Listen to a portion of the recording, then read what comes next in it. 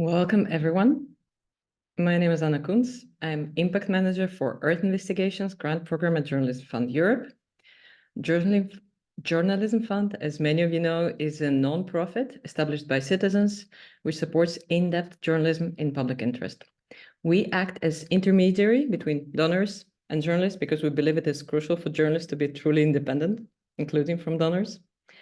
And Earth Investigations is one of our largest programs. Journalism Fund received 11.6 million euro from the Arcadia Fund, a British philanthropic foundation, to distribute over the course of 6 years. It comprises 2 grant programs, one for cross-border environmental investigations, and I'm happy to see here some of you who received our grants already. And the other grant in this framework is for organizations to support professional development of environmental journalism, organize trainings, and so on. And of course, Earth Investigations also includes these online trainings where we try to help you develop skills or discuss issues that are relevant for conducting environmental investigations. And data journalism is something we strongly support and endorse in this regard because we believe it adds clarity and precision and makes abstract concepts very concrete. And since our ideas supporting strong cross-border cooperation and focus on environmental issues very much align with what the Pulitzer Center is doing in this aspect, it seemed logical to invite their editors to share their expertise with our network. And I'm very glad to welcome again for this second session here, Kuang Keng Kuek Ser, or Keng, that makes it easier, data editor of the Environmental Investigations Unit for the Pulitzer Center, and Gustavo Faleiros, Director of Environmental Investigations at Pulitzer Center. Thank you, and the floor is yours, Keng. Thank you, Anna. Hi, everyone. So I'm going to share my screen. We're not going to waste any time. We're just because we have a lot to cover today.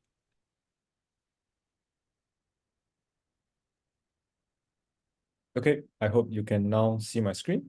And we'll switch the screen between my presentation and my browser and QGIS. So my colleague Gustavo Faleiros, he's here. He will be helping, to answer any of the questions in the chat box. So if you have any questions, please, put it in the chat box, and he will get to that. If necessary, he will ask me to stop and repeat some of the steps. So today, it will be a very practical and hands-on session. So I hope everyone now you can open up your QGIS. I hope you have installed it. All right, if you have installed it, please open it up, right? And then just stand by and then you can follow, step by step of what I'm going to do on my screen. That is what the idea today. And I'm going to share with you some of the files that I'm going to use for this workshop. So the link is here, bit.ly/QGIS JFE 2024. I'm going to put that in the chat box as well so that you can have the link directly in the chat box. If you click on the link, it should bring you to this share folder, a Google Drive share folder. Okay, I hope everyone get this. And the slides for today is there. You can see there's a Google Slides file. There are 2 Google Doc. One of it is today outline and data sources. There are some details about where did we get the files that we use today, where can you download the files, and the outline of the workshop, right? This is for you to rewatch the video and revise if you need, right? Because this session is being recorded and the recording will be sent to you. And with this file, it will help you to repeat all the steps easier. And there's a folder called geospatial files. If you go into this folder, you'll see there are different files here. So I would want you to download all the files here. So what you can do, the easiest way is to download the whole folder. When you download it, it should appear as a zip file in your computer. If you unzip it, you will see all the different files here, right? There are 1, 2, 3, 4, 5, 6 files and 1 folder. Okay, so go ahead and download the whole folder. Keep it in your computer. We are going to use that in a minute. Okay, so far so good. All right. So our plan today, there are lists, not to say very long, but not so short as well, of things that we need to complete, right? First is I'm going to show you how you can open or load different kind of geospatial files in QGIS. It includes the base maps, the vectors files, and the raster files. Remember last week in Gustavo's session, we talked about what is vector file and what is the raster file. So now we are going to open both types of files in QGIS, and we have a look how they look like in QGIS. And then we are also going to do some manipulation, trying to navigate the files. How do we use multiple layers of geospatial files in QGIS? And finally, we are going to do some simple geospatial analysis, right?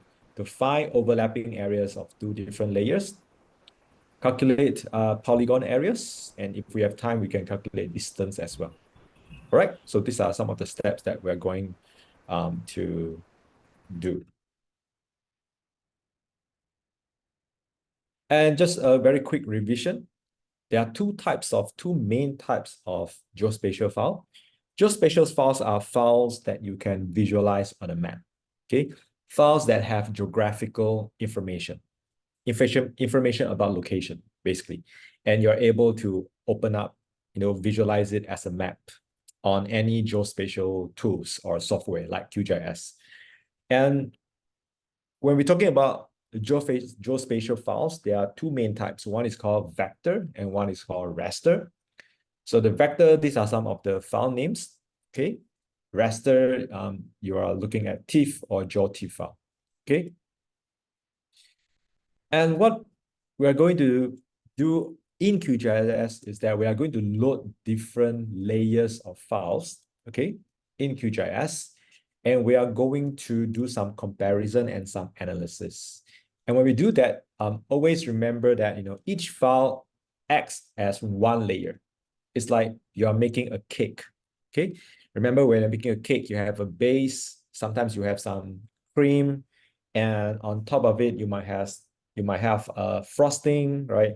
So the different layer, are you going to see the top layer is the layer that you're always going to see from top, right? You're going always to see this layer first, okay? So how are you going to see the layer beneath the first layer? Is you need to make a hole, right? You need to remove some of the frosting and you're able to see the second layer. And if you want to see the third layer, then of course you need to make a hole at the second layer to see the third layer, right? So whatever layer is on top is the one that you will be seeing from top, right? We always look at the maps from top, all right? So remember that there are different layers and we can move the layers around to decide which one should go at the top, which one should be the second and third. And the bottom one, we usually call it the base map, right? The base map.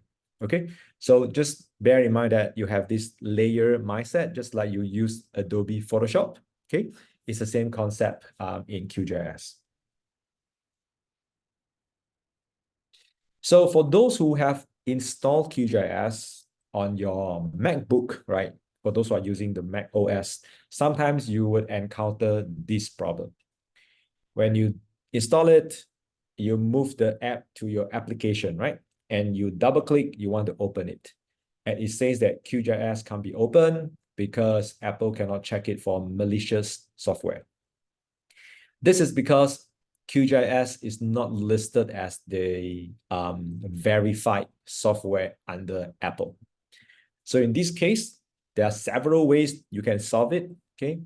One is that you right click on the app icon, you hold down the Option key and choose Open. Okay. You can also right click. If you don't have the Option key, you use your Control key. All right. So anyone still having this problem, you should tell me like right now, so that I just want to make sure that everyone can proceed. Okay. If this solution cannot solve your problem, another way of doing that is ask Google. Go to Google, just say that, how do I open QGIS on MacBook? There are many similar questions that have been asked over the years because it is a constant issue that has not been solved. And don't ask me why it has not been solved. No idea, right? But it is what it is. All right. So if everyone is able to load your QGIS, then we are going to do our practical sessions right now. Okay. The files that I share with you and the analysis that we are going to do are based on two stories that the fellows at our Rainforest Investigation Network, which is a fellowship at the Pulitzer Center, has done in the past few years, right? So the first story is in Cameroon. It's about a timber concessions. So I'm going to show you this map. It's about this huge timber concessions that is very near the villages of some indigenous people. Here are 4 villages here. So our journalists travel to the 4 villages, interview how these timber concessions impact their livelihood, right? So they make these maps using the geospatial file of the timber concession. And they traveled to the 4 villages. They recorded the GPS or they recorded the coordinates of the villages on GPS device. And then they put the locations into the map and they measure. I'm going to show you another map. They measure how far the timber concessions and the villages. Let me see, where is the map? Here.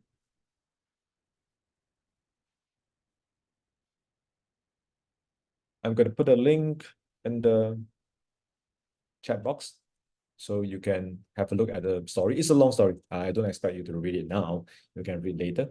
But these are some of the methodologies that we're going to repeat using QGIS, just to show you like how QGIS analysis can help with their investigation.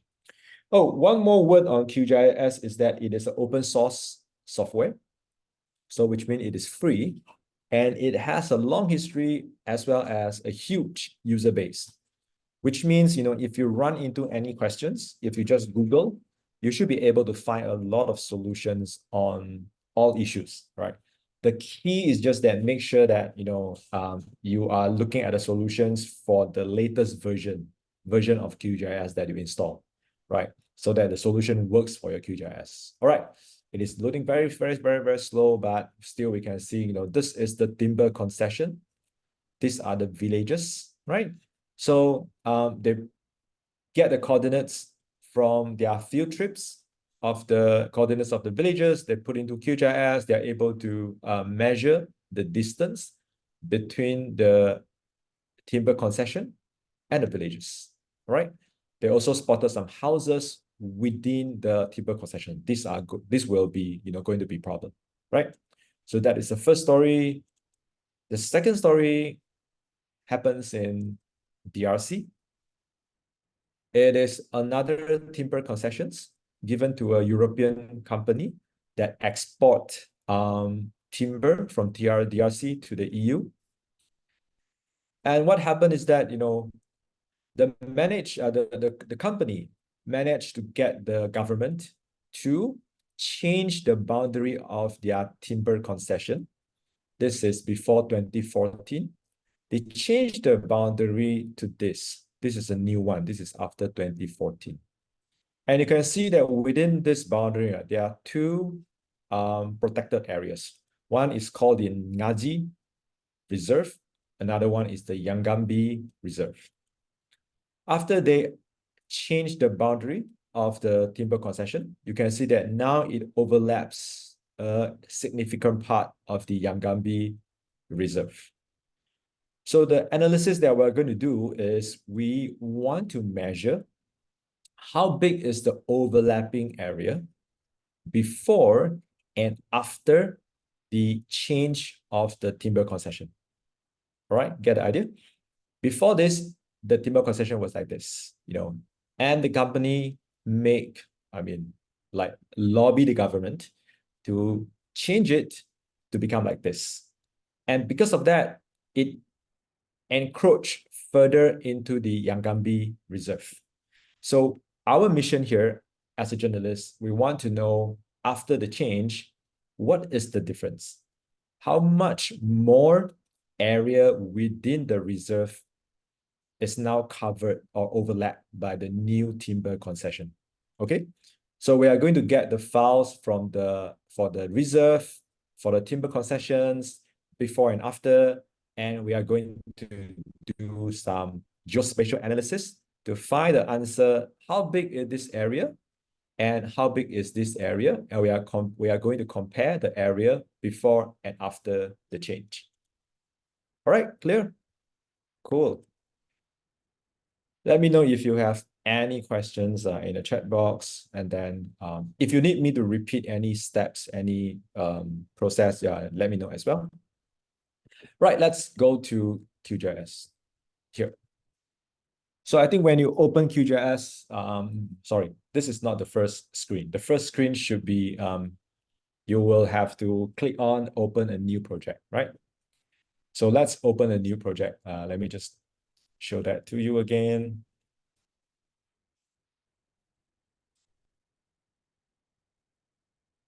This is the first screen, okay?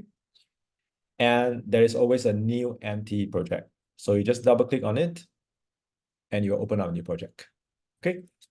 Don't worry about this welcome to planet. This is a plugin, right? You don't have this, it's fine. So here we have several windows. This is where the map is going to be shown. And the important other windows or other boxes that you must have, one is called browser. It is very important. Make sure you have browser and make sure you have layers. Layers is where you're able to see the different geospatial files that you load in QGIS. If you don't see them, you should go to View, go to Panels, and here, make sure you tick Browser and Layers. Yeah, so the correct name for these boxes are called panels. Yeah, they are called panels. Make sure you have Browser and you have Layers. All right, got it? And this is the map. Okay. So usually when we want to, before we move in we load any geospatial files here, we want to have a base map. A base map is like a Google map, right? So that, when we pull in some geospatial files, we know where are we looking at? Where are the locations? Okay. Okay, Paul, you said that the left side of my screen is cut off from you. Okay. I hope this now is better. I make it smaller. All right. Yeah, you said you can't see the browser and layers windows. Can you all see the browsers and layers windows now? Good.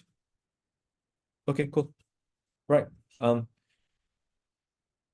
So we need a base map, and there are some default built-in base map in QGIS that you can use. So first, you go to under browser, there's an option called XYZ tiles. Okay. If you open up XYZ tiles, I have a few, but you should be able to find OpenStreetMap.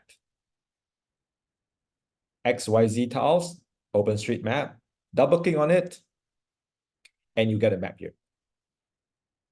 This is the free public OpenStreetMap that is given to QGIS, and we can use this as our base map. Base map, remember, is the bottom layer that we use as a reference. And you can zoom in by moving your mouse or your touchpad, okay, to see the map. All right. Don't zoom out too much. You will lose it. What happens if you lose it? You will just, yeah, I think you can just zoom in back. Yeah, not a problem. If the zooming doesn't work, okay, you can see that sometimes QGIS, you zoom too fast and you lose the map. Yeah. It doesn't have the best user interface in the world. Well, it is free. It is open source, right? So manage your expectations. All right. So now we have a base map. Now we can pull in our geospatial data and to see where our,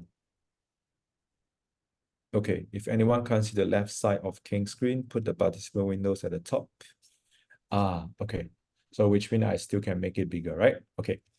So now I'm going to put in the geospatial files, right? That I have from that you have downloaded, right? Give me a minute.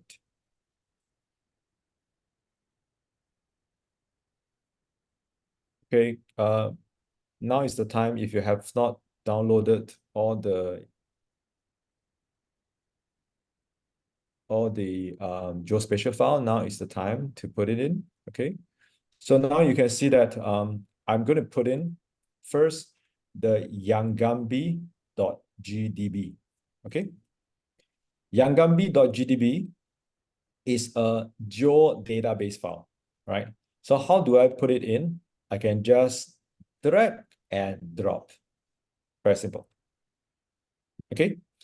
And you will see, because it is a geodatabase, which means there are multiple layers in this folder, right? It is a folder, so make sure that you keep it as a folder. Don't go into the folder and try to select the individual files. It will not work, right? Keep them in one folder. So you should drag and drop the whole folder to your QGIS. And then you will see there are many different layers, okay? So we are not sure which layers are for Yangambi reserve, so we are going to select all layers. Just click select all and click add layers. Okay. Invalid data source. Okay. Did you unzip your download folder? When you download the folder, it is a zip file. You need to unzip it. Yes. Okay. And so everyone got the same? Huh. Let me try that from here. Okay. I'm going to download this.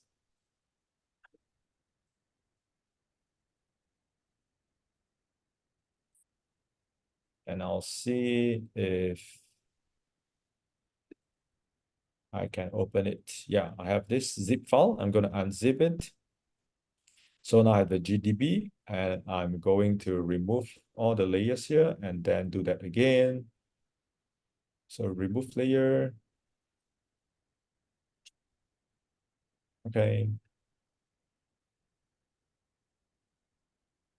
Yeah, I think you're right. I think this version maybe have problems. So let me just upload a different version. All right. Okay. The version that works on my computer.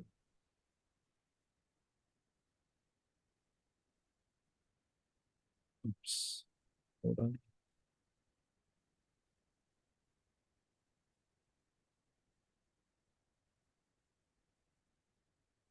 Give me a minute. Let me just find a file and then I'll put into the share folder. All right.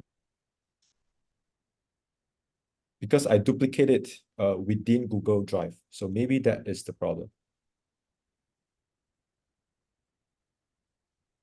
Okay, I'm uploading the Yangambi. Please refresh the Google share folder and download it again.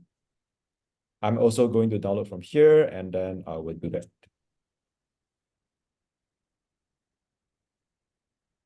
Download.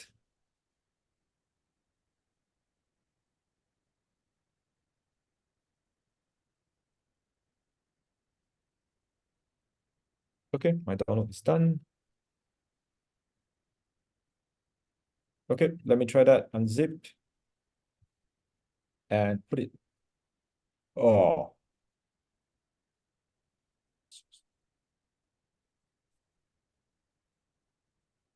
This really baffles me. Okay, no worries. We have a backup plan, everyone. The backup plan is there's another file called Yangambi GeoJSON, right? Okay. Use this file instead of the Geo database. I have simplified the file to a GeoJSON format, so that's easier. I know this always happens.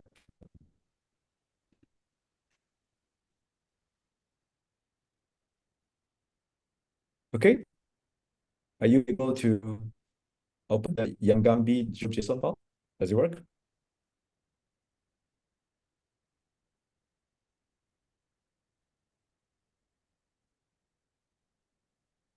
No worries. If you just you're able to put a Geo database file, it looks like this as I said. It's just that there are many other layers, right? This is just one of the layers. So I just remove all the other layers and you get this. Okay. Everyone can open this, right? So just now, you remember that I remove all the layers, right? Which means my OpenStreetMap base map is now gone. I'm gonna reopen it. Okay, now I have my base map here. So you will see that now the first layer, which is the top layer, is the OpenStreetMap. So in this case, I won't be able to see my Yangambi layer because my Yangambi layer is beneath the first layer. Got it? So now what we can do is we can move the layer, move their sequence so that OpenStreetMap is at the bottom. So now the Yangambi layer is on top of it. Okay. And now we can see, okay, this is where the reserve is, right? We use the OpenStreetMap as a reference. Okay. So now we have this layer, but if you observe it carefully, right, there's some small lines, okay, on this layer, right?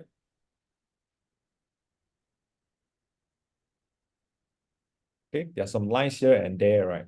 So this is the issue with many of the polygons, right? This, okay, when I say polygon, I mean this is what we also call it a polygon, right? Each of this is a polygon. The issue of this polygon is that sometimes we got this far from the researchers. The researchers share with us the whole Geo database file, which has multiple layers, okay? And when we look at the Yangambi layers, we saw that, there are like all these little lines inside, right? These are sometimes called holes. And it's quite common, if you get polygons from, let's say, government sources, or sometimes from academics, right? They have these holes, right? So we are going to fix these holes, okay, by using some geospatial process, right? Or we call it a geoprocessing. So this is the first step that we're going to use to fix this is this.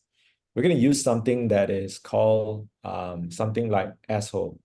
No, sorry, it's hole, right? It has been a long day.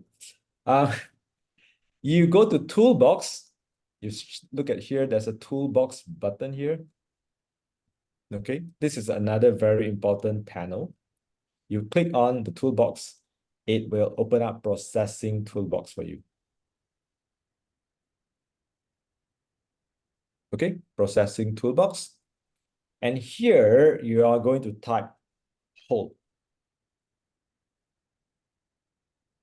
Okay, this is basically a search box for you to search for many different types of processors that you want to use or tools that you want to use. That's why it is called a processing toolbox. So I want you to search for hole. Okay, Camilla, you are able to open a GDB file. Do you want to share with us how did you do that?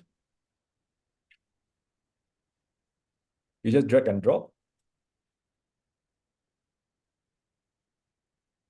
Hi, sorry. I did. I just dragged and drop and it actually opened, but now I can't I have my OpenStreetMap base map on top of it and I can't bring it up, so I can't see anything, which is making me wow. But the layers are all here. Yeah, yeah, that's good. I don't But know I what did happened just drag today. and drop. I have no idea. Yeah. Yeah, I have no idea why it doesn't work. But how do I have my street map show up again? Sure, it's just for your sake. Let me just do that and for you to have a look. Okay, if I put in the Yagambi layer, Yeah. okay, Select and all. layers, so I have all the different layers, right? Your OpenStreetMap, if you move it to the bottom, I to the did. bottom, I moved it to the top. Oh. yeah, if you move it to the top, it is at the top, right? It is going to block all the other layers. Hmm. So if you move it to the bottom, Okay. then you'll see OpenStreetMap on the bottom. So for those, I hope that there are other people who are able to open the geodatabase file. For those who can open a geodatabase file, right, you will see that they are all different layers here, right? There's a village 2011, which are dots, right? Which are the dots, the points. There's also zonage, WWF. There's also other kind of layers. Okay. So this is usually what happens when you have a geodatabase file. You have multiple layers, right? You can show them and hide them, all right? For each layers, you're able to show them and hide them, okay? Show and hide. So again, the sequence matters, right? The one on the top is the one that you will see first. Let's say the Yagambi layer, the single layer that I put in just now, it is like this, right? It's blocking all the layers beneath. If you want to hide it, you can hide it and you will be able to see other layers. Or you can also move the layer. If I move the layer down, then it goes down. If I move the layer up, then it's going up. Okay. So if you zoom out too much, this is a good question. You won't be able to see the layers, right? How do you find the layers? Let's say you have a very small layers, a very small polygon, and you got lost in the map. You're not sure where is it. Or you ended up in Asia and you're like, where's my polygon? Okay. So one very important tip is that you can just go to your layer, right click on it, and click on the first option, zoom to layer, which means you zoom to the layer.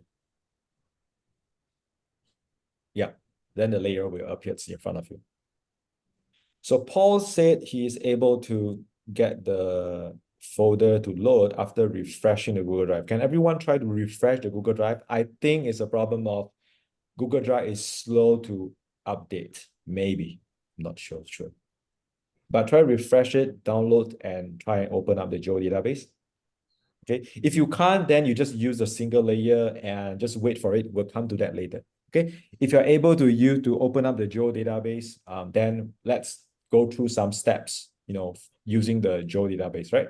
I'm going to do the steps using the Geo database, okay? Because some of you are able to open it. So now I assume that some of you are able to do it. So let's look at this Geo database layers. So now you have multiple layers, okay? We just need the layer of the Ngazi Reserve, which is this one, and the Yagambi Reserve. Okay, can you see that? The Yagambi Reserve. Of course, there are like some small polygons inside Yagambi, right? Never mind. From here, I want you to close all layer and look at them one by one, okay? You open the, you show the first one, it shows the villages, okay? This is not the layers that we want. So in this case, I can remove it. As I mentioned, because when the researchers pass us the file, it is a geodatabase file. There are multiple layers, but not all layers are relevant to our investigation. Okay. So in this case, I hide all the layers so that nothing on the map now. And I will open them one by one. Okay. First, I open the villages 2011, and I'm going to remove it. So how you remove a layer from your QGIS is you right click on it and you select remove layer. Okay, right click, remove. remove one legend entries, okay, and then it's gone. Okay, so it's gone. Let's look at the second layer. It's called zonage WWF 2011. This is the one that we want, right? We want the Ngazi Reserve and we want the Yangambi Reserve. Okay, so let's keep this. Keep this first. Let's look at other layers. There's one that doesn't look correct. You can see that the border, okay? So for this one, we are going to remove it. Remove another one, this one. Yeah, this is the one for Yangambi layer. Let me just double check. Yeah, it's exactly the same, right? Okay, so we want to keep this layer. And there's another one, some small polygons. It's called enclaves villageoise. Okay, and then we'll just remove it.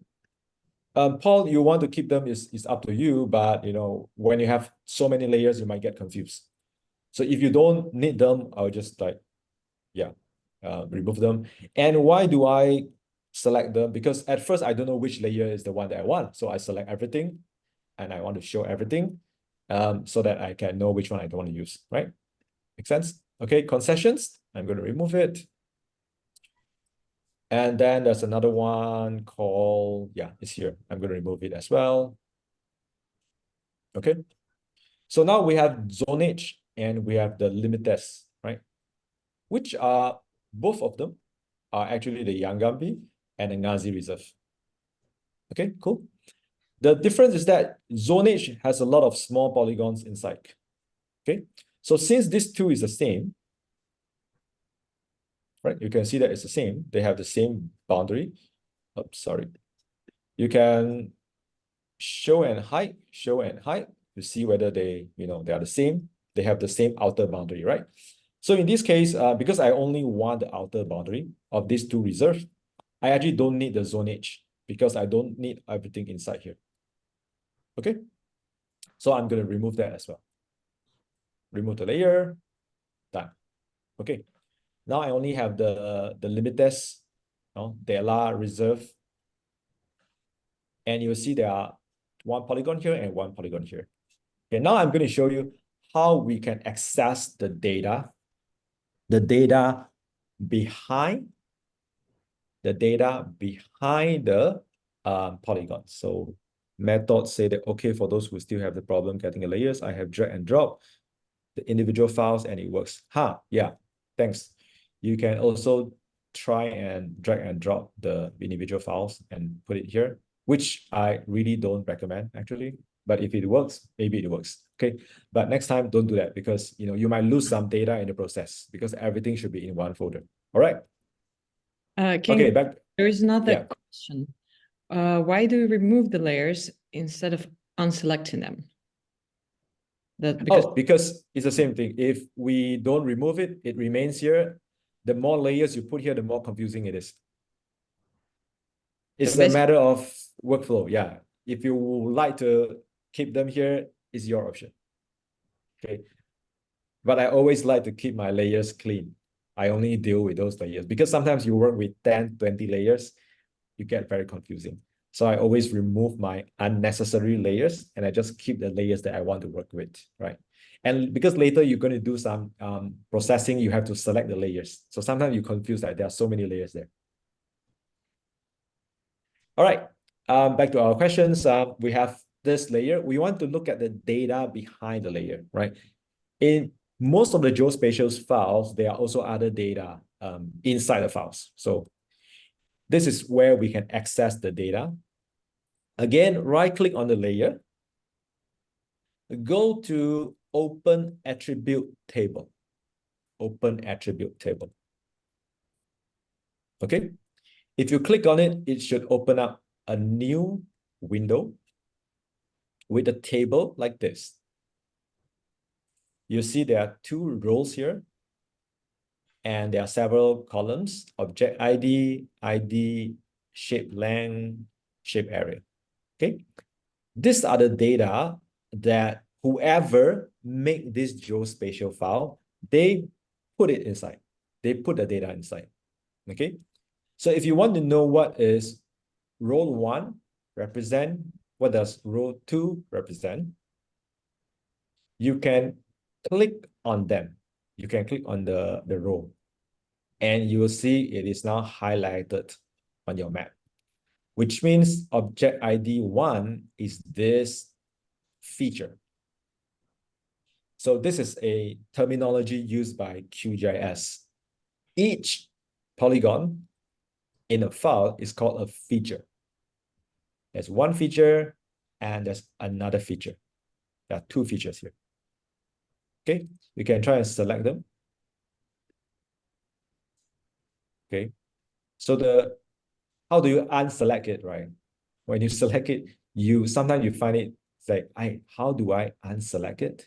Okay, the way to unselect it is kind of weird. Is you go to the options here, all the different icons here. There's one they say that says deselect all features. Yeah, done. Okay, if you don't want them to look, yellow to you, you just click deselect. Okay, you can select. Okay, so why do we need to select them? Because we want to split the two different features into two different layers. And why do we want to do that? Because remember, we are trying to calculate the overlapping area for Yangambi Biosphere Reserve only. We don't want to include Ngazi Reserve. All right, we want to calculate this area. So in this case, if we split this to another layer, it's going to be easier for us to do the calculation later. We split it into a different layer, and then we only have this polygon instead of two in the same layer. Okay, then that is what I'm going to do. Okay, so I'm going to save this as another layer. To do that, first I have to make sure that I select this feature. Okay, once you select it, you can leave the table open here. You don't have to close it. Okay, later you will come back to that. You right click on the layer and you choose export save selected feature, because you have selected this feature, right? So you should export selected feature as something. Okay, so now click on it. Eric, what is the difference between shape length and shape area? I don't know. For this data, you have to ask the person who created the polygon. Ask them what this data means, right? Because they are the one who put in the data. But if you want me to guess, I'm guessing maybe this is the area. What does it mean by length? I'm not sure. So this is where you have to go back to your source and ask, what is this data about, right? This one I can't answer here. So be very careful if you want to use any data in those geospatial files. Make sure you understand what they mean. Okay, but in this case, in our investigation, we don't need this data and we don't have to know what they mean. Okay, so just now we saved the feature, and now we can save it in different format, right? I usually like to save as GeoJSON, because GeoJSON is just one single file. You don't get a folder. Sometimes if you save as a shapefile, S3 shapefile, it's saved as a whole folder, right? So I always like to do GeoJSON because it's easier, it's quicker. You select the location that you want to save. Okay, yes, Gustavo. You can start again the export. There's someone asking you to redo the steps of the export. Sure.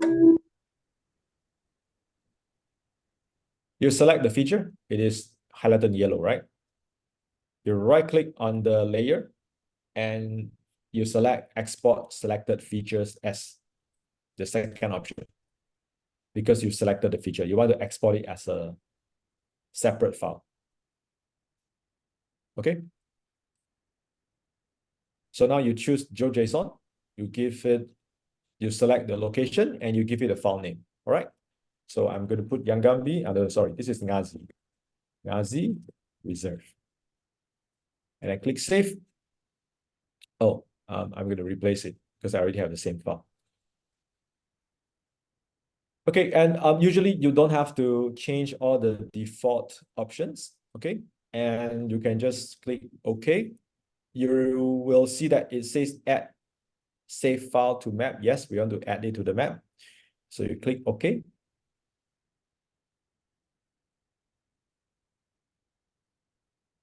Yep.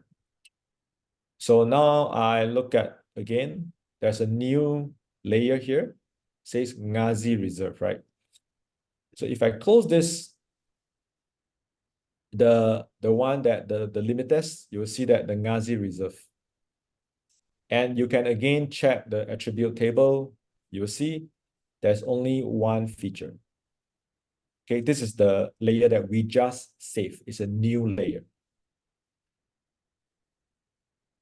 All right. Everyone can do that.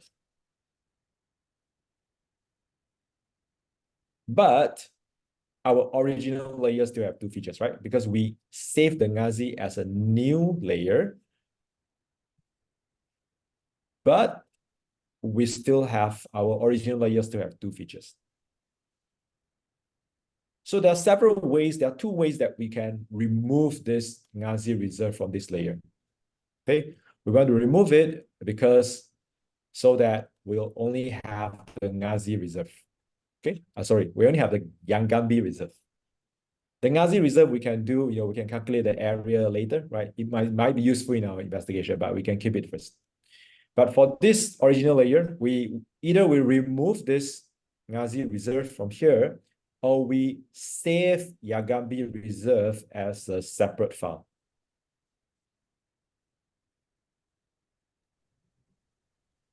Okay, maybe we can save this as a separate file. So I'm going to show you how you remove it, right? Because I already showed you how you save it, but I mentioned there are two ways of doing that. So again, I'm going to open up the attribute table. Okay. And I'm going to select the feature, which is feature number 2, and I'm going to delete it. Delete this one. Okay. If you want to edit a layer, you want to delete something, right? You have to click on the pencil icon here. Okay. And you can see here, I cannot click on it. Okay. I cannot click on it because in this case, this is also very important. It happens to some specific files. So for geodatabase file, a lot of time you can't edit it. It doesn't allow you to edit it for geodatabase file. Sometimes for zip file also, you cannot edit it. You need to unzip it, put into QGIS before you can edit it. But there's a way to go around this. If you can't edit something, okay, if you can't edit it, never mind. You can save it, the whole layer, remember? You can save the whole layer, export, save features, the first option, not the second one. You want to save the whole feature, right? The whole layer, sorry, all the features, the whole layer as a separate file, right? So I'm going to save it again, pick my location, give it a name, okay? I'm going to say that limit test copy, okay? So that I know that this is a copy. And I click OK. Now I have a new layer called limit test copy, okay? Now this layer should allows me to edit. So let's try again. Right click, open attribute table, click on the second feature. And now you can see I can click the edit button, which is the pencil here. You click on the pencil, and now you will have a new icon that says delete selected feature. So now I'm going to select the right feature and I'm going to delete it. Delete one feature. Okay, I'm going to quickly do that again. Right, everyone? Okay. Just now I was at this layer, which doesn't allow me to edit because it's a geodatabase file. When you can't edit a file, which means when you open up the attribute table, you try to click the edit. This is the edit button. it doesn't allow you to edit, to click. In this case, you should make a copy of this layer. Click export and click save feature as, save it as a GeoJSON file, give it a file name and save. Okay. And you will create a new copy of the original file. So the new copy will allow you to do the edit. Right click on it, open attribute table, click on the pencil button. Okay. Select the feature that you want to delete and click delete. Delete selected features. Do you want to delete? Yes, delete. One feature, done. It's gone. Okay. After doing that, remember, you have to click this edit button again to disable the edit, which means to save your change, to save the changes that you make to this layer. Click on it and click save. Done. Okay. So now we have this layer that only has the Yangambi Reserve without the Ngazi Reserve. We have another layer that have the Ngazi Reserve, but not the Yangambi Reserve. Okay. So Okay, far, maybe so do good. a little pause here just to revise some of the issues that came up here. I'm understanding that if you use the GeoJSON for doing that, for exporting a feature, you might not get to export because you get a fail because it's a read. You get a fail, I think, because the location that you choose. So let me just show you again. If you click on this, you want to save a copy, right? So let me do that again. Export, save features as the default, right? The default is not desktop. The default, I think, is your root directory, the root directory, which means like your Macintosh HD. So you can't save anything here because you don't have the authority to do things here.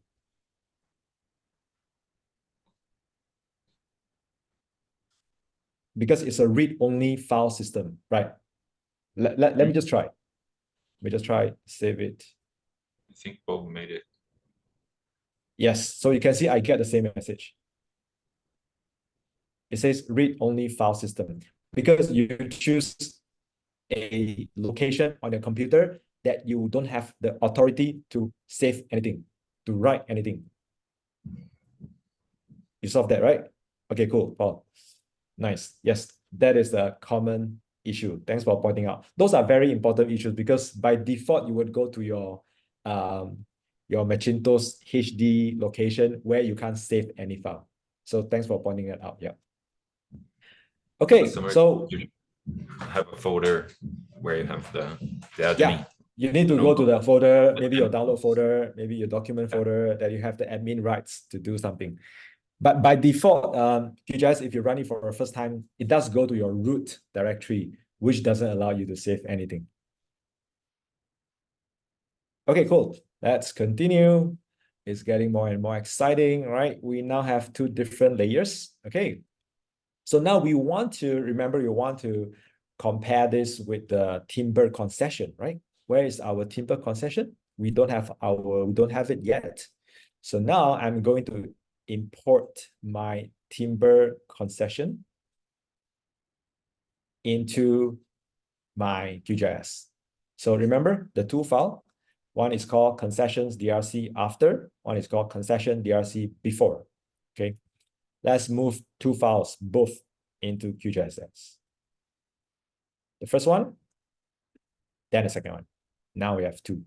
Okay, so if you can see, yeah, I think you can see, right? My yeah, these are the two files, the after and the before. Okay, so I'm going to give you another tip here. Okay, if you want to zoom in a certain area, you don't like to use the scrolling because you are not very good at controlling, you can use the zoom in icon here. Zoom in, click on it. You can click zoom in, okay? Or you can draw a square to the area that you want to zoom in, and it will zoom in. Okay, you click on this zoom in icon, and you can draw a square, and it will zoom into that area. Okay, so I'm going to zoom out again, and I'm going to zoom into the area that I want to look at. All right, remember, if you want to go back to the hand cursor, you need to click on the hand again, the pan map, which allows you to pan the map. Okay. Yes, method. I'm going to go to that now. Okay. How do we make it transparent so that we are able to see the overlapping, right? That's the purpose. Yes. So the way to do that is we right click on it. There is a properties. Okay. I think you can double click on it to open up properties. Yeah, it's the same. If you double click on the layer or you right click, right. So here you are able to see information of the geospatial file. You can see that, you know, the storage, the encoding, blah, blah, blah. Here we are interested in the symbology. Symbology means the symbol. QGIS likes to use terms that are very confusing. What is symbology, right? Just say it's style. Yeah, I would like to call it the style of your layer. Okay, symbology is, I don't know who picked that. Okay, anyway, this is where you're able to change the color of your layers. Okay, now we are selecting the one with green colors, which is the concession DRC before. Okay, here you can change the color by going to, like, for example, click the color here, choose another color, apply it. Now it become, you know, red, pink. Okay, so you can make it semi-transparent by adjusting the opacity. So if you click apply, now you can see that it is semi-transparent, right?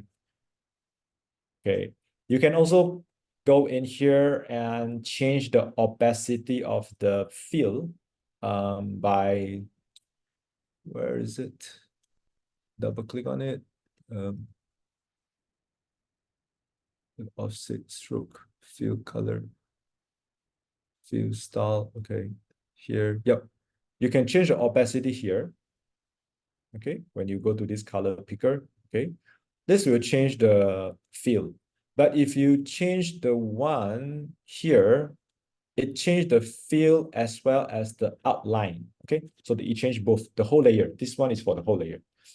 But in our case, what I like to use for analysis, right? This is not for you to make graphics. You can use QGIS to make graphics, but this is not, it is not this workshop. Okay, I'll just pick any default preset styles here. Okay, for example, I'll use the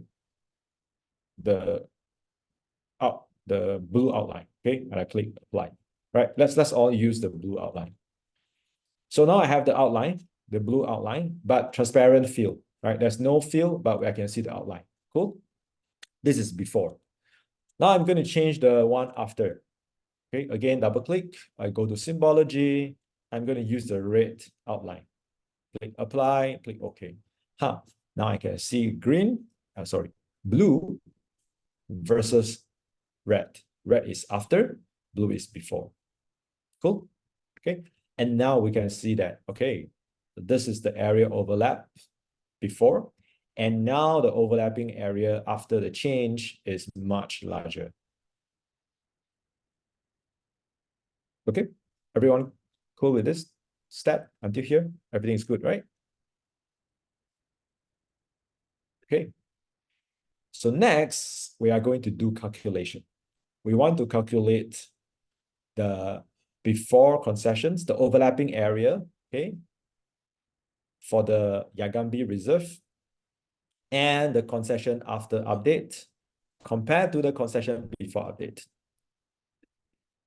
Okay. So to do that, we are going to use a function called clip. Okay, clip. You can search in the processing toolbox. You can also find the functions here. It's under vector, geoprocessing tool, and clip. So there are different functions here, right? Clip, buffer, different, dissolve, blah, blah, blah. Clip means that you want to create a new layer of the overlapping area. Okay, which means we want to create a new layer of this, the red and the Yagambi Reserve. And we also want to create a new layer of the old timber concessions and the Yagambi Reserve. Okay, we want to create two different layers. Then we calculate the area of both layers. Then we'll see the difference. Okay.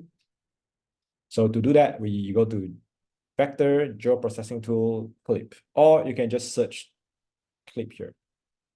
So just be careful. There's like clip raster, extract, clip by extend. There are different types of clip, right? The one we want to use is just clip, one word. Vector, Geoprocessing Tool, Clip. And now you'll see this box. It says that it will explain to you this algorithm clips blah, blah, blah, blah, blah, blah, blah, blah, blah. Okay. But basically it's just what I just explained. Okay. So which one we want to clip? We want to clip the DRC before and the Yagambi copy. Sorry, the limit test copy, right? So if you're not sure, you check your layer. Okay, how do you name your layer? This is called limit test copy. Okay, and this is after, and this is before and after. Okay, just make sure you get the name correct. You know what? To make it easier, I'm going to rename my layer so that I won't get. I'm going to put Yagambi final. Okay. Then I know that this is the layer. Okay, Yagambi final. Geoprocessing tool, clip. So you select the before and the Yagambi final. It doesn't matter which one goes first. Okay. You can be the other way around. As long as you select the correct layers, it should work. The clip layer, right? You want to save it. You want to save it into a new layer. Okay. By default, it creates a temporary layer. A temporary layer means that when you close your project, you might lose that layer because there's no file associated with that layer. So in this case, you want to save to your, again, save it, right? So I'm going to say overlap before, okay? Replace. Okay.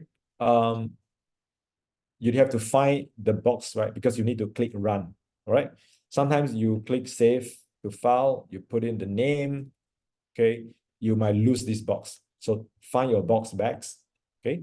And because you need to click run. If you don't click run, nothing happened. You click run, and it should give you a new layer. Okay, if there's no issue, everything is good, you can close this box and you will have a new layer called overlap before. And if we close all layers, you see this is the overlapping between the concessions before and the Yagambi, right? It has the same color, so I'm going to change the color so that it's easier for me to look at, right? I'm going to use red color. Yep, here. And remember, because it's on the top, right? So you're able to see it. Sometimes you can't see it because it's at the bottom. If I put it at the bottom, I can't see it. Okay, remember the sequence of the layers is important. Okay, so now I have done that. Now I want to do for the concessions after, right? With the Yagambi reserve. So I do the same thing. Vector, geoprocessing, clip.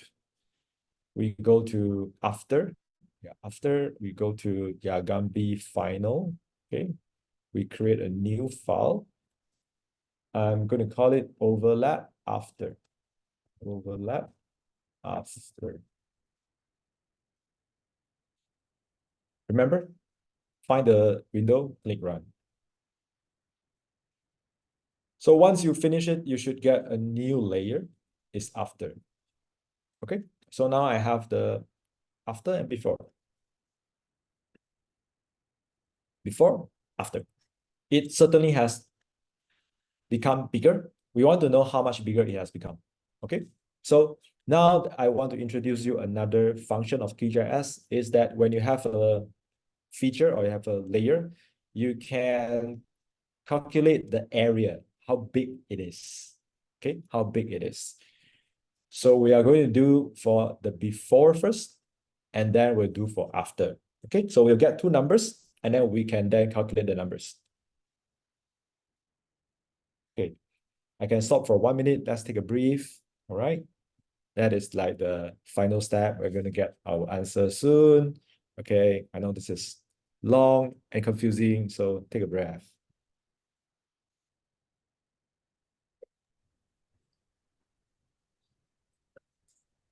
Maybe we should ask if there are any questions. I'm putting step by step here of this last step.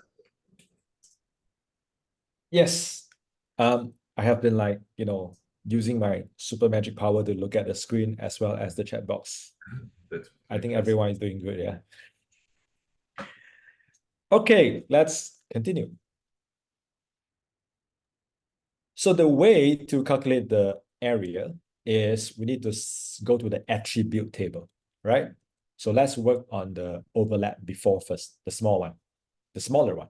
Right click on it, go to open attribute table. Okay, now you see all the data, right? Okay, these are all the data from the original layer. Okay, just want to show you, right? Just hold on, we'll do that later. If you go to the concession before and after, you right click and look at their attribute table. These are the data from there. There are a lot of data, right? So don't ask me what all these data mean, because I don't know. The geospatial file is given to us by a source. Okay, so we need to go back to our source and ask, and it's an unnamed source. It was not named in the investigation because clearly, this person is from the government, right? But when you do the clipping, after you clip it, the data would remain there, okay? But we can ignore those data because we are not interested in those data, okay? We want to calculate the area of the layer, okay? This layer. There's only one feature, right? Because there's only one polygon in this layer, right? So we want to do the calculation by clicking at this icon called Open Field Calculator. Okay, again, Open Field Calculator. It's a calculator because we want to calculate the area. That's why it is called a calculator. You click on it, you will get a box like this. This is where you can put in different types of formulas to calculate many different parameters or properties, right, from the data file, from the layer. Okay. So first we want to create a new field, which means we are going to create a new fields in the data here, right? There will be a new column. Okay, a new column. A new field. Give the field a name. So I'm going to use capital so that I know this is the new field that I created. I'm going to put area, okay? Capital area. Output field type, it should be decimal number, right? Real number, which means a number dot something, something, right? Decimal number, okay? Not an integer, right? And here is where you put in the formula. And these are the things that you have to Google to know, like, how do I calculate an area? What is the formula? So here the formula is this, is a $ and area. How do we get to field calculator? Paul, give me a minute. This is the formula, okay? So how do we get there? In attribute table, here, the icon. I know it's small. And QGIS probably have more than 100 icons, so it's crazy. Open field calculator. give it a name. Remember, select decimal number. The formula, I just copy paste in the chat box, is dollar area. Dollar plus area. Jojo, doesn't work. Put in decimal number. Just follow everything. It should work. Dollar area. Yes, it works. Okay, cool. And then you just click OK. Okay. Then if you go to the end of the feature, you will see your new column. It's called area, and there is a number. Yes, this is the area. Okay. So you can click on it and copy the number. I'm going to copy the number and I'm going to put it in my Excel so that I can do a quick calculation later. Where's my Excel? Okay. You can put in whatever, your calculator, whatever software you want to do the calculation. Okay, so I'm going to put the number here. King, that is asking where to get the formulas. If I'm not wrong, you get the formulas right on the box of QGIS, right? There's a library right there, or not? Yes, I would just Google or just look at the QGIS documentation. If you are a documentation person, you go to QGIS, but I hate it. I'll just Google to say that what is the formula to calculate area. Yeah. It's not the most friendly software, but well, it is what it is. Yeah. Okay, so I hope that's yeah, not a good answer, but yeah, that's what you get. So I'm just going to put that before is the area is this. Okay, I'm going to put a number there. All right. I'm trying to make it bigger. Everyone can see it. Okay, yeah, I'm going to copy the number and just put it there. Right. Okay. Okay, now we have the before area, right? So maybe you all have one question. Everyone should have one question. Okay, what unit is this? Right? What does this 557 million means? Okay. Okay. To know the unit, right? You go to your project. You go to properties. Project and properties. Okay. Under general, there's a measurement. And it says units for area measurement for me is square meters. So which means the 5 meters. Okay, square meters. Got it? Your unit might be different. Again, it depends on sometimes your locations, your settings, and things like that. Okay. Be careful here. I don't encourage you to change it now because you already calculated the number, right? So don't change it now. If not, then later you do another calculation in a different unit. I don't know. QGIS might get confused. So don't change it. If it's square meter, you change it later in your Excel, right? You can change it here. Okay. Or you want to set it when you start your project. When you start your project, you go to project, properties,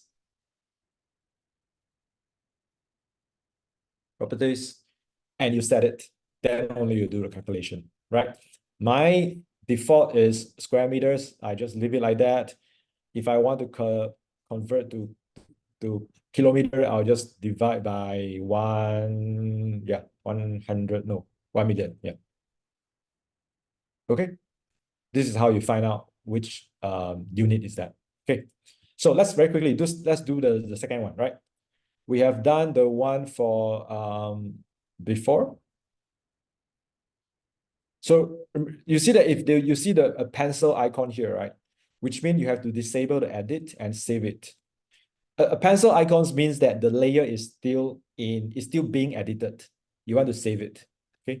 So you just go back to the attribute table and you click on the pencil again, it will save it. Or there's a pencil here that you can click it, toggle editing.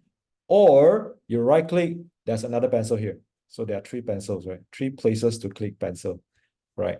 But whichever, you like. So let's do the overlap after. this. Again, right click on it, open attribute table, go to field calculator, create area. This doesn't matter, right? You want to anything that you can recognize. Okay. Important thing is that you should select decimal numbers and then put in the dialog area. Okay, done. And click OK. You should get the last column a new number, which is the area for this polygon. I'm going to copy that area. Okay, again, I'll click the pencil icon to save this layer because I added a new data, right? Now I go back to my Excel, put that number in. Okay. Now I can do very quick changes. Minus, right? This is how much it has increased, the overlapping area. So if I want to know changes in percentage, which means this divide by the before, right? And then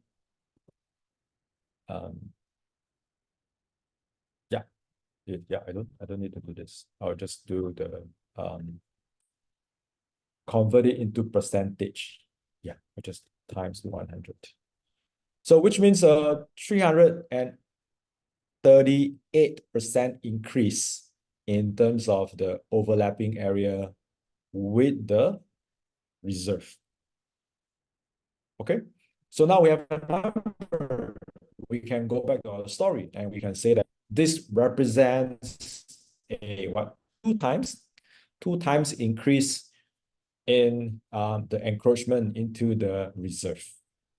Okay, and this is the end of our first exercise. I have another very quick exercise. We can finish it in 5 minutes, but so far I just want to ask if there's any questions. Everyone able to do that? So the stats is that, we start with layer like this, okay, remember? And then we split this into one layer and the Yagambi into another layer. So we have the Yagambi layer, okay? And then we put in the after and before the concession. Sorry, not this two, but this. Then we generate the overlap area, okay? We calculate the number and we get this. Yes, exactly, Werner. Yeah. Okay, yeah. You might have some slight difference in terms of the numbers because of the way QGIS calculate the area. Sometimes it's not like 100% accurate, and that is true. Okay. For example, if you calculate again, if you do the same thing again, right, you might not get exactly this number. Okay. Because again, right, maybe the resolution of the files, of the lines, right? So sometimes you might get a slightly different number, but that shouldn't affect the overall picture, that this is what 0.01% different. Okay. Yeah, that is expected, right? Because we don't have like 100% accurate line here as well, right? So sometimes it's like plus minus some kind of margin area. Yeah. Is my Excel setup? Maybe, I'm not sure. Yeah. Okay, but anyway, this is what I want to show you for this case. But very quickly, we still have other geospatial file, right? We are not going to do any analysis. Just want to show you when you load those files, what happened. These are different types of files. Okay. So if you go back to the file, there's a deforestation TIFF file, right? This is what we call a raster file. And raster file works like this. You can select the TIFF file and you can again drag and drop. And this is what a TIFF file looks like. You can see that it is not polygon, right? My overlap layer is on top, so I'm going to move it to bottom so that we are able to just focus on the satellite imagery. This is actually a raster file. And the white dots show the area where forest tree cover loss has been detected. This file comes from Global Forest Watch. Okay, you can look at the Google Doc to see how I got this file, where I downloaded it. When I downloaded it, it was huge. I then cut this part, that is relevant to the Yagambi Reserve. Okay. So this one I'm not going to go into very deep in depth with you, because you're able to change the style to look at the deforestation happening within Yagambi Reserve. So I can show you how to do that. Right click on it, go to properties, okay? Because it's a raster means that there's no polygon, okay? There's no polygon. And you can't say that I want to change the outline, I want to change the fields. No, it's different. It is called band. There are 20 different band inside here. Not bands, right? Sorry. 22 different layers in the band, yeah.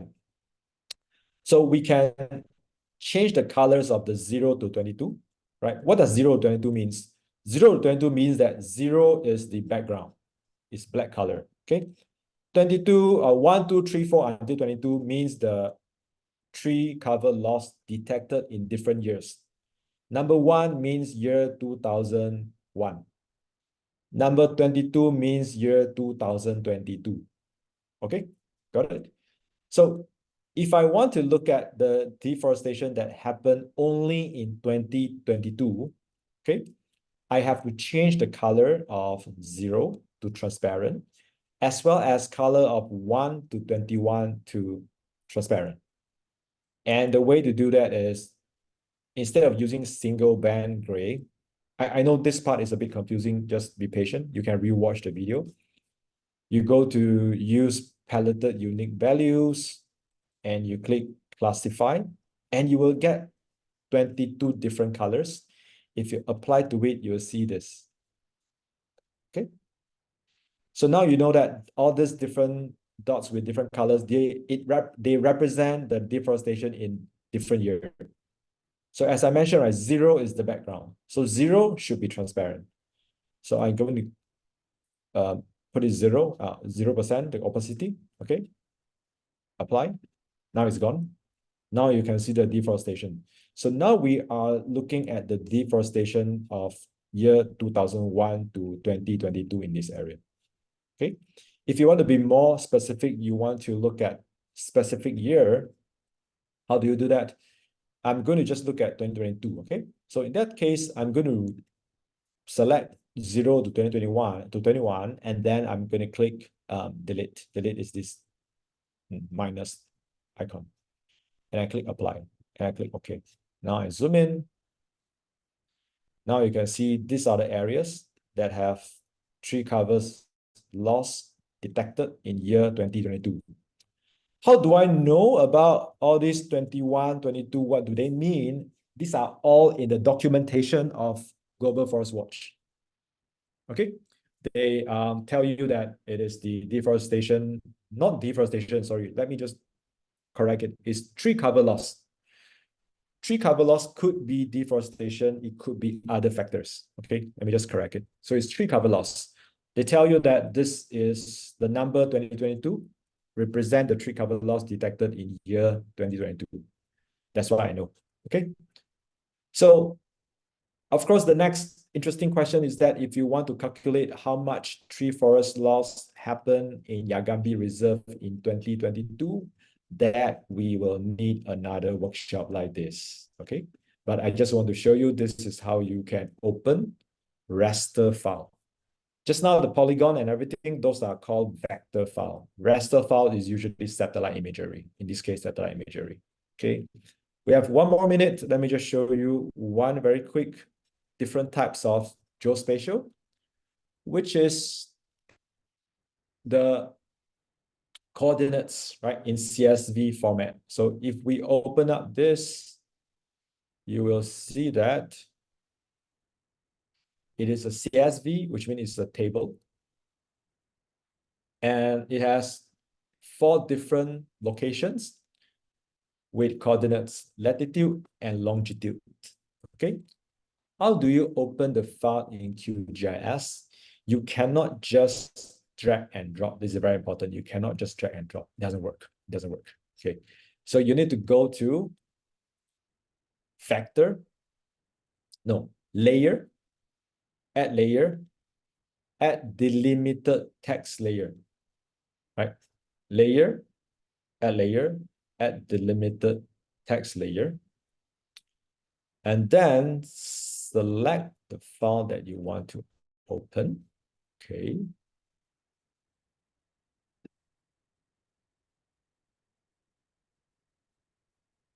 Okay, the CSV file, click open.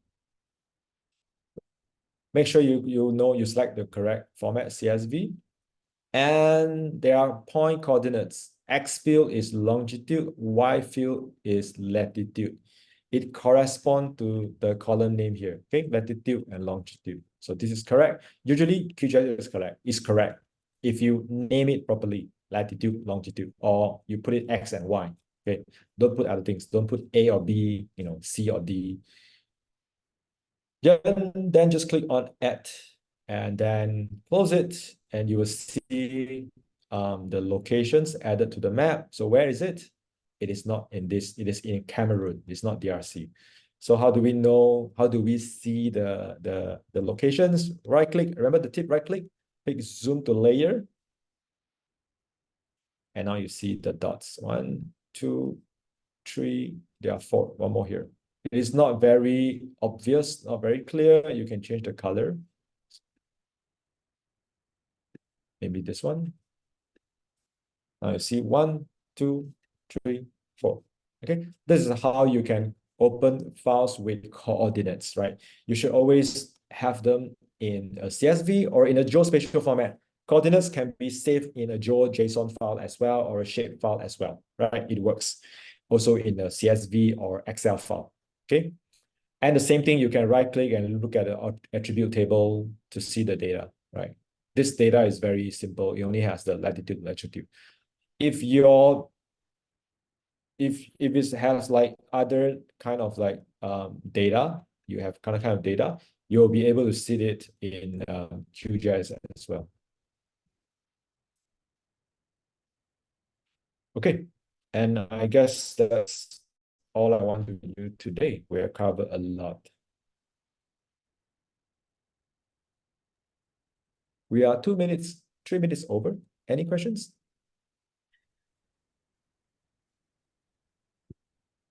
Well, I know it's a lot. yeah, I You actually can.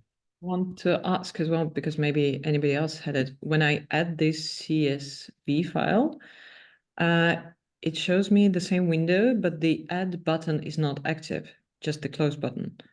Is there anything? So if you go to layers, add layer. Oh, you don't have the add button. Okay, let me try. You don't have this button. Is it because you did not select one of them? You have to select CSV, point coordinates. Did you select the geometry CRS? Point coordinates. No, yeah, that's where it says invalid. Okay. Yeah. So yeah, geometry CRS, and you should be able to add it, right? Yes, thank you. Okay. One more thing I just want to quickly add is that CRS, it is called the coordinate reference system.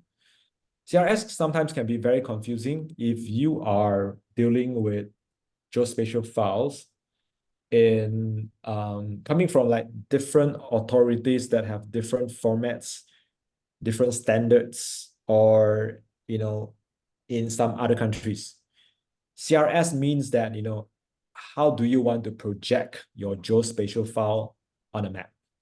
Okay, because Earth is a sphere, but when we project it on a 2D surface, right, it gets distorted. So that's why we call it a projection. You project the geospatial data on a 2D surface.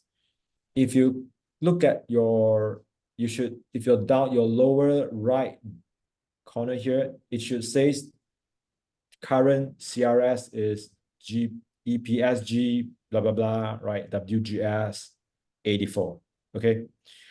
If you click on that, you can see that there are many different types of coordinate reference system, the CRS, okay? You can see this is how the CRS, when you use one CRS, how Earth looks like, okay? If you use different CRS, the Earth will look slightly differently, okay? So if we are getting files from different CRS, let's say we get one from WGS 84 and we get another file from EPSG 4034, which is a different CRS, right? Rest assured that QGIS would always standardize them, okay? And the first file that gets into QGIS, that you loads into QGIS, would set the CRS, okay? The CRS is set according to the first geospatial file that you put in. So in this case, it's the Yangambi file that we put in. Then it sets the CRS. After that, if you put in other geospatial files that have different CRS, QGIS would standardize it so that it is comparable or it is interoperable with your first CRS, okay? But sometimes people ask like, oh, how should I set my CRS and things like that, right? Yeah, just make sure that when you put into QGIS, QGIS usually would help you handle that. You don't have to worry about it, but just beware that, yeah, this is what is happening, the CRS. If you just Google CRS questions, there are a lot of questions and a lot of complicated things happening. Yeah, I don't want to go into that, but just so that you know, yeah. Yeah, I think we should end this session. Yeah, we are 7 minutes over. That's very kind of you to be so punctual, Keng. That's awesome.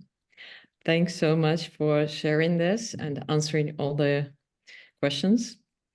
I'm very glad we managed to hold these 2 sessions, which seems so practical. And I hope to see many of the new applications to the Earth Investigations program using all the skills you guys taught. That's pretty awesome. And yes, let's reveal more issues, or whether it's deforestation or anything else. Please be in touch. Please let us know if there is something else you would really like to learn about through our webinars. And thanks so much to you again, Ken, Gustavo, and everybody who joined. Yes, I see a lot of thank you in the chat. So maybe next time. Thank you, everyone. Thanks for having us. Thank you so much, all of you. Anna, journalist fan. Thank you. Nice afternoon to everyone. Bye. Bye. Ciao. Bye. Bye, everyone. Thanks.